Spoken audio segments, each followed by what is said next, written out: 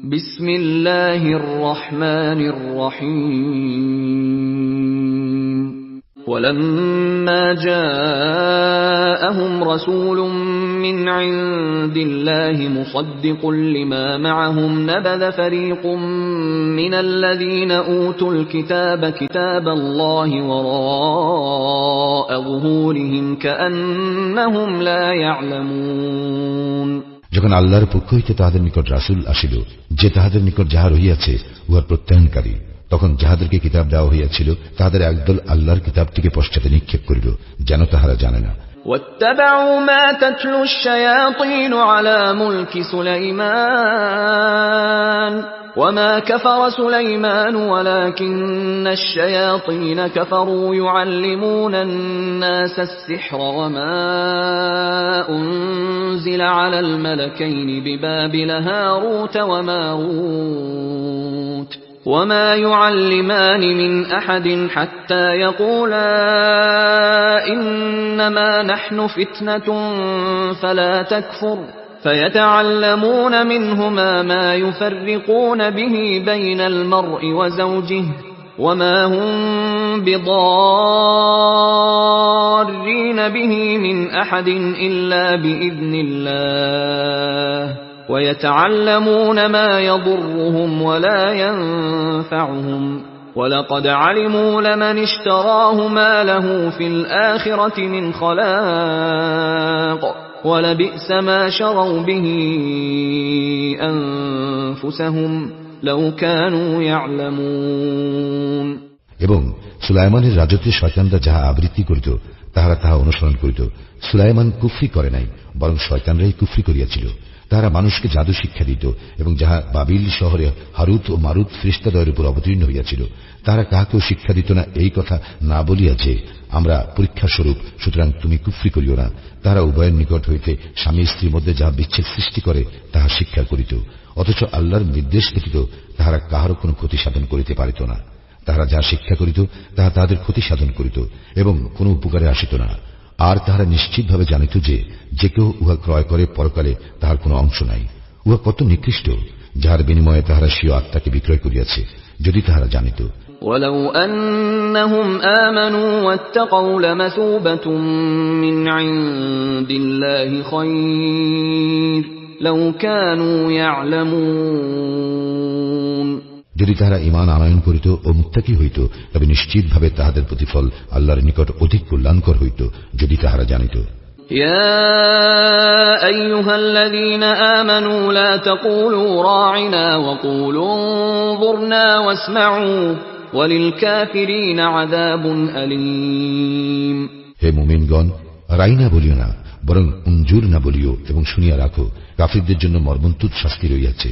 ما يود الذين كفروا من أهل الكتاب ولا المشركين أن ينزل عليكم من خير من ربكم والله يختص برحمته من يشاء والله ذو الفضل العظيم।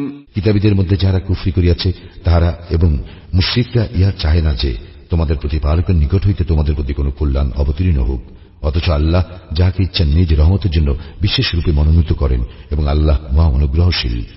ما ننسخ من آية أو ننسها نأت بخير منها أو مثلها ألم تعلم أن الله على كل شيء قدير। আমি কোন আয়াত রহিত করিলে কিংবা বিস্তৃত হইতে দিলে তা হইতে উত্তম কিংবা তাহার সমতুল্য কোন আয়াত আনয়ন করি। তুমি কি জানো না যে আল্লাহই সর্ববিষয়ে সর্বশক্তিমান? ألم تعلم أن الله له ملك السماوات والأرض وما لكم من دون الله من ولي ولا نصير। তুমি কি জানো না আকাশ মণ্ডলীয় পৃথিবীর সার্বভৌমত্ব একমাত্র আল্লাহরই, এবং আল্লাহ ছাড়া তোমাদের কোনো অভিভাবকও নাই, সাহায্যকারীও নাই। أم تريدون أن تسألوا رسولكم كما سئل موسى من قبل ومن يتبدل الكفر بالإيمان فقد ضل سواء السبيل। তোমরা কি তোমাদের রাসূলকে সেরূপ প্রশ্ন করিতে চাও যেরূপ পূর্বে মূসাকে প্রশ্ন করা হইয়াছিল? এবং যে কেহ ঈমানের পরিবর্তে কুফরি গ্রহণ করে নিশ্চিতভাবে সে সরল পথ হারায়। وَدَّ كَثِيرٌ مِّنْ أَهْلِ الْكِتَابِ لَوْ يَرُدُّونَكُم مِّن بَعْدِ إِيمَانِكُمْ كُفَّارًا حَسَدًا مِّنْ عِندِ أَنفُسِهِم مِّن بَعْدِ مَا تَبَيَّنَ لَهُمُ الْحَقُّ فَاعْفُوا وَاصْفَحُوا حَتَّى يَأْتِيَ اللَّهُ بِأَمْرِهِ إِنَّ اللَّهَ عَلَى كُلِّ شَيْءٍ قَدِيرٌ। তাহাদের নিকট সত্য প্রকাশিত হওয়ার পরও কিতাবীদের মধ্যে অনেকেই তোমাদের ঈমান আনিবার পর ঈর্ষামূলক মনোভাব বশত আবার তোমাদেরকে কাফির রূপে ফিরিয়া পাওয়ার আকাঙ্ক্ষা করে। অতএব তোমরা ক্ষমা করো ও উপেক্ষা করো যতক্ষণ না আল্লাহ কোন নির্দেশ দেন। নিশ্চয়ই আল্লাহ সর্ববিষয়ে সর্বশক্তিমান। وَأَقِيمُوا الصَّلَاةَ وَآتُوا الزَّكَاةَ وَمَا تُقَدِّمُوا لِأَنفُسِكُم مِّنْ خَيْرٍ تَجِدُوهُ عِندَ اللَّهِ إِنَّ اللَّهَ بِمَا تَعْمَلُونَ بَصِيرٌ। তোমরা সালাত কায়েম করো ও যাকাত দাও। তোমরা উত্তম কাজের যাহা কিছু নিজেদের জন্য পূর্বে প্রেরণ করিবে আল্লাহর নিকট তাহা পাইবে। তোমরা যাহা করো আল্লাহ তাহার দ্রষ্টা। وَقَالُوا لَن يَدْخُلَ الْجَنَّةَ إِلَّا مَن كَانَ هُودًا أَوْ نَصَارَىٰ تِلْكَ أَمَانِيُّهُمْ قُلْ هَاتُوا بُرْهَانَكُمْ إِن كُنتُمْ صَادِقِينَ। এবং তাহারা বলে, ইয়াহুদী বা খ্রিস্টান ছাড়া অন্য কেউ কখনোই জান্নাতে প্রবেশ করিবে না, ইহা তাহাদের মিথ্যা আশা। বলো, যদি তোমরা সত্যবাদী হও তবে তোমাদের প্রমাণ পেশ করো। بلى من أسلم وجهه لله وهو محسن فله أجره عند ربه ولا خوف عليهم ولا هم يحزنون। হ্যাঁ, যে কেউ আল্লাহর নিকট সম্পূর্ণরূপে আত্মসমর্পণ করে এবং সৎকর্ম পরায়ণ হয় তাহার ফল তাহার প্রতিপালকের নিকট রহিয়াছে এবং তাহাদের কোনো ভয় নাই ও তাহারা দুঃখিত হইবে না। وقالت اليهود ليست النصارى على شيء وقالت النصارى ليست اليهود على شيء وهم يتلون الكتاب كذلك قال الذين لا يعلمون مثل قولهم فالله يحكم بينهم يوم القيامة فيما كانوا فيه يختلفون। ইয়াহুদীরা বলে খ্রিস্টানদের কোনো ভিত্তি নাই এবং খ্রিস্টানরা বলে ইয়াহুদীদের কোনো ভিত্তি নাই, অথচ তাহারা কিতাব পাঠ করে। এইভাবে যাহারা কিছুই জানে না তাহারা অনুরূপ কথা বলে। সুতরাং যে বিষয়ে তাহারা মতভেদ করিত কিয়ামতের দিন আল্লাহ উহার মীমাংসা করিবেন। ومن أظلم ممن منع مساجد الله أن يذكر فيها اسمه وسعى في خرابها أولئك ما كان لهم أن يدخلوها إلا خائفين لهم في الدنيا خزي ولهم في الآخرة عذاب عظيم। যে কেহ আল্লাহর মসজিদ সমূহে তাহার নাম স্মরণ করিতে বাধা প্রদান করে এবং উহাদের বিনাশ সাধনে প্রয়াসী হয় তাহার অপেক্ষা বড় জালিম কে হইতে পারে? অথচ ভয় বিহ্বল না হইয়া তাহাদের জন্য মসজিদে প্রবেশ করা সঙ্গত ছিল না। পৃথিবীতে তাহাদের জন্য লাঞ্ছনা ভোগ ও পরকালে তাহাদের জন্য মহাশাস্তি রইয়াছে। ওয়ালিল্লাহিল মাশরিকু ওয়াল মাগরিব ফাআইনামা তুওয়াল্লু ফাথাম্মা ওয়াজহুল্লাহ ইন্নাল্লাহা ওয়াসিউন আলীম। পূর্ব ও পশ্চিম আল্লাহরই, এবং যেদিকেই তোমরা মুখ ফিরাও না কেন সেদিকেই আল্লাহর দিক। নিশ্চয় আল্লাহ সর্বব্যাপী সর্বজ্ঞ। وقالوا اتخذ الله ولدا سبحانه بل له ما في السماوات والأرض كل له قانتون। এবং তাহারা বলে আল্লাহ সন্তান গ্রহণ করিয়াছেন, তিনি অতি পবিত্র। বরং আকাশমণ্ডলীয় পৃথিবীতে যাহা কিছু আছে সব আল্লাহরই, সবকিছুই তাহারই একান্ত অনুগত। بديع السماوات والأرض وإذا قضى أمرا فإنما يقول له كن فيكون। আল্লাহ আকাশমণ্ডলীয় পৃথিবীর স্রষ্টা, এবং যখন তিনি কোনো কিছু করিতে সিদ্ধান্ত করেন তখন উহার জন্য শুধু বলেন হও, আর উহা হইয়া যায়। وقال الذين لا يعلمون لولا يكلمنا الله أو تأتينا آية كذلك قال الذين من قبلهم مثل قولهم تشابهت قلوبهم قد بينا الآيات لقوم يوقنون। এবং যারা কিছু জানে না তাহারা বলে, আল্লাহ আমাদের সঙ্গে কথা বলেন না কেন, কিংবা কোন নিদর্শন আমাদের নিকট আসে না কেন। এইভাবে তাহাদের পূর্ববর্তীরাও তাহাদের অনুরূপ কথা বলিত। তাহাদের অন্তর একই রকম। আমি দৃঢ় প্রত্যয়শীলদের জন্য নিদর্শনাবলী স্পষ্টভাবে বিবৃত করিয়াছি। ইন্না আরসালনাকা বিল হাক্কি বাশীরান ওয়া নাযীরা ওয়া লা তুসআলু আন আসহাবিল জাহিম। আমি তোমাকে সত্য সহ শুভ সংবাদদাতা ও সতর্ককারী রূপে প্রেরণ করিয়াছি। জাহান্নামীদের সম্বন্ধে তোমাকে কোনো প্রশ্ন করা হইবে না। ولن ترضى عنك اليهود ولا النصارى حتى تتبع ملتهم قل إن هدى الله هو الهدى ولئن اتبعت أهواءهم بعد الذي جاءك من العلم ما لك من الله من ولي ولا نصير। ইহুদি ও খ্রিস্টানরা তোমার প্রতি কখনো সন্তুষ্ট হইবে না যতক্ষণ না তুমি তাহাদের ধর্মাদর্শ অনুসরণ করো। বলো, আল্লাহর পথ নির্দেশই প্রকৃত পথ নির্দেশ। জ্ঞান প্রাপ্তির পর তুমি যদি তাহাদের খেয়াল খুশির অনুসরণ করো, তবে আল্লাহর বিপক্ষে তোমার কোনো অভিভাবক থাকিবে না এবং কোনো সাহায্যকারীও থাকিবে না। الذين آتيناهم الكتاب يتلونه حق تلاوته أولئك يؤمنون به ومن يكفر به فأولئك هم الخاسرون। যাদেরকে আমি কিতাব দিয়াছি তারা যথাযথভাবে ইহা তিলাওয়াত করে তাহারাই ইহাতে বিশ্বাস করে, আর যাহারা ইহা প্রত্যাখ্যান করে তাহারা ক্ষতিগ্রস্ত।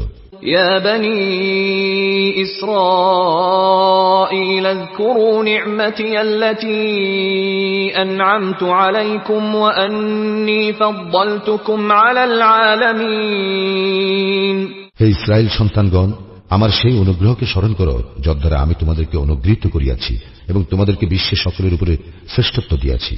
واتقوا يوما لا تجزي نفس عن نفس شيئا ولا يقبل منها عدل ولا تنفعها شفاعة ولا هم ينصرون। এবং তোমরা সেই দিনকে ভয় করো যেদিন কেহ কাহারও কোনো উপকারে আসিবে না, কাহারও নিকট হইতে কোনো বিনিময় গৃহীত হইবে না এবং কোন সুপারিশ কাহারও পক্ষে লাভজনক হইবে না এবং তাহারা সাহায্যপ্রাপ্ত হইবে না। وَإِذِ ابْتَلَى إِبْرَاهِيمَ رَبُّهُ بِكَلِمَاتٍ فَأَتَمَّهُنَّ قَالَ إِنِّي جَاعِلُكَ لِلنَّاسِ إِمَامًا قَالَ وَمِنْ ذُرِّيَّتِي قَالَ لَا يَنَالُ عَهْدِ الظَّالِمِينَ। এবং স্মরণ করো যখন ইব্রাহিমকে তাহার প্রতিপালক কয়েকটি কথা দ্বারা পরীক্ষা করিয়াছিলেন এবং সেইগুলি সে পূর্ণ করিয়াছিল। আল্লাহ বলিলেন, আমি তোমাকে মানব জাতির নেতা করিতেছি। সে বলিল, আমার বংশধরগণের মধ্য হইত। আল্লাহ বলিলেন, আমার প্রতিশ্রুতি জালিমদের প্রতি প্রযোজ্য নহে।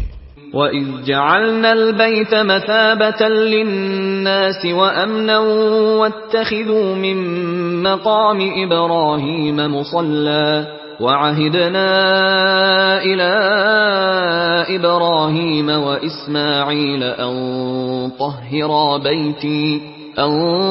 طَهِّرَا بَيْتِيَ لِلطَّائِفِينَ وَالْعَاكِفِينَ وَالرُّكَّعِ السُّجُودِ। এবং সেই সময়কে স্মরণ করো যখন আমি কাবা গৃহকে মানব জাতির মিলন কেন্দ্র ও নিরাপত্তা স্থল করিয়াছিলাম এবং বলিয়াছিলাম, তোমরা মাকামে ইব্রাহিমকে সালাতের স্থান রূপে গ্রহণ করো এবং ইব্রাহিম ও ইসমাইলকে তাওয়াফকারী, ইতিকাফকারী, রুকু ও সিজদাকারীদের জন্য আমার গৃহকে পবিত্র রাখিতে আদেশ দিয়াছিলাম।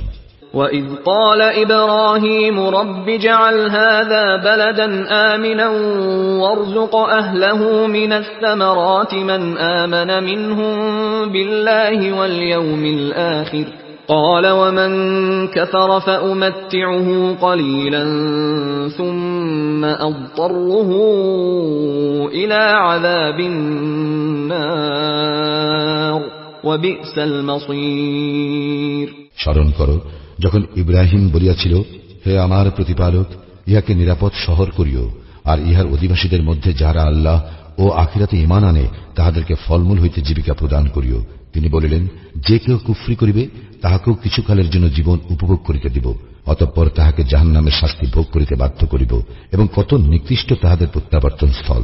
وَإِذْ يَرْفَعُ إِبْرَاهِيمُ الْقَوَاعِدَ مِنَ الْبَيْتِ وَإِسْمَاعِيلُ رَبَّنَا تَقَبَّلْ مِنَّا إِنَّكَ أَنْتَ السَّمِيعُ الْعَلِيمُ। স্মরণ করো, যখন ইব্রাহিম ও ইসমাইল কাবাগৃহের প্রাচীর তুলিতেছিল, তখন তাহারা বলিয়াছিল, হে আমাদের প্রতিপালক, আমাদের এই কাজ গ্রহণ করো, নিশ্চয়ই তুমি সর্বশ্রোতা, সর্বজ্ঞাতা। ربنا وجعلنا مسلمين لك ومن ذريتنا أمة مسلمة لك وأرنا مناسكنا وتب علينا إنك أنت التواب الرحيم। হে আমাদের প্রতিপালক, আমাদের উভয়কে তোমার একান্ত অনুগত করো এবং আমাদের বংশধর হইতে তোমার এক অনুগত উম্মত করিও। আমাদেরকে ইবাদতের নিয়ম পদ্ধতি দেখাইয়া দাও এবং আমাদের প্রতি ক্ষমাশীল হও, তুমি অত্যন্ত ক্ষমাশীল, পরম দয়ালু। ربنا وبعث فيهم رسولا منهم يتلو عليهم آياتك ويعلمهم الكتاب والحكمة ويزكيهم إنك أنت العزيز الحكيم। হে আমাদের প্রতিপালক, তাহাদের মধ্য হইতে তাহাদের নিকট একজন রাসূল প্রেরণ করিও, যে তোমার আয়াতসমূহ তাহাদের নিকট তিলাওয়াত করিবে, তাহাদেরকে কিতাব ও হিকমত শিক্ষা দিবে এবং তাহাদেরকে পবিত্র করিবে। তুমি তো পরাক্রমশালী, প্রজ্ঞাময়। ومن يرغب عن ملة إبراهيم إلا من سفه نفسه ولقد اصطفيناه في الدنيا وإنه في الآخرة لمن الصالحين। যে নিজেকে নির্বোধ করিয়াছে, সে ব্যতীত ইব্রাহিমের ধর্মাদর্শ হইতে আর কে বিমুখ হইবে? পৃথিবীতে তাহাকে আমি মনোনীত করিয়াছি, আর আখিরাতেও সে অবশ্যই সৎকর্মপরায়ণগণের অন্যতম। إذ قال له ربه أسلم قال أسلمت لرب العالمين। তাহার প্রতিপালক যখন তাহাকে বলিয়াছিলেন, আত্মসমর্পণ করো, সে বলিয়াছিল, জগৎ সমূহের প্রতিপালকের নিকট আত্মসমর্পণ করিলাম। ووصى بها إبراهيم بنيه ويعقوب يا بني إن الله اصطفى لكم الدين فلا تموتن إلا وأنتم مسلمون। এবং ইব্রাহিম ও ইয়াকুব এই সম্বন্ধে তাহাদের পুত্রগণকে নির্দেশ দিয়া বলিয়াছিল, হে পুত্রগণ, আল্লাহই তোমাদের জন্য এই দিনকে মনোনীত করিয়াছেন, সুতরাং আত্মসমর্পণকারী না হইয়া তোমরা কখনো মৃত্যুবরণ করিও না। أم كنتم شهداء إذ حضر يعقوب الموت إذ قال لبنيه ما تعبدون من بعدي قالوا نعبد إلهك وإله آبائك إبراهيم وإسماعيل وإسحاق إلها واحدا ونحن له مسلمون। ইয়াকুবের নিকট যখন মৃত্যু আসিয়াছিল, তোমরা কি তখন উপস্থিত ছিলে? সে যখন পুত্রগণকে জিজ্ঞাসা করিয়াছিল, আমার পরে তোমরা কিসের ইবাদত করিবে? তাহারা তখন বলিয়াছিল, আমরা আপনার ইলাহ এবং আপনার পিতৃপুরুষ ইব্রাহিম, ইসমাইল ও ইসাকের ইলাহ এরই ইবাদত করিব। তিনি একমাত্র ইলাহ এবং আমরা তাহার নিকট আত্মসমর্পণকারী। تلك أمة قد خلت لها ما كسبت ولكم ما كسبتم ولا تسألون عما كانوا يعملون। সেই ছিল এক উম্মত, তাহা অতীত হইয়াছে, তাহারা যাহা অর্জন করিয়াছে তাহা তাহাদের, তোমরা যাহা অর্জন করো তাহা তোমাদের। তাহারা যাহা করিত সে সম্বন্ধে তোমাদের কোনো প্রশ্ন করা হইবে না। وقالوا كونوا هودا أو نصارى تهتدوا قل بل ملة إبراهيم حنيفا وما كان من المشركين। তাহারা বলে, ইয়াহুদি এবং খ্রিস্টান হও, ঠিক পথ পাইবে। বলো, বরং একনিষ্ঠ হইয়া আমরা ইব্রাহিমের ধর্মাদর্শ অনুসরণ করিব এবং সে মুশরিকদের অন্তর্ভুক্ত ছিল না।